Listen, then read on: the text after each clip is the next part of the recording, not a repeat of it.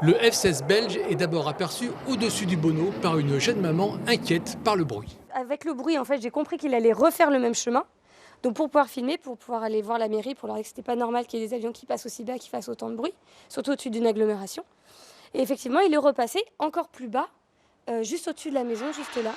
Il est à peu près 10h30. Quelques minutes plus tard, c'est Cindy qui rentre de rendez-vous, qui aperçoit l'avion en difficulté. J'ai vu l'avion se crasher, donc j'ai vu une grande flamme sortir de l'appareil avec une grosse fumée noire et épaisse. Et quelques secondes après, j'ai vu les pilotes s'extraire de l'avion et s'en est suivi le crash. La jeune femme suit la fumée pour porter assistance. Ma première réaction, ça a été comment vont les pilotes. Donc en fait, j'ai suivi la direction de la fumée et j'étais sur la route de Landévent. Il y a eu les gendarmes qui étaient sur place, donc je me suis garée et j'ai vu l'état d'une maison qui était complètement ébréchée à cause de l'avion. Les deux pilotes s'éjectent, l'un arrive au sol indemne, le parachute de l'autre se prend dans une ligne à haute tension.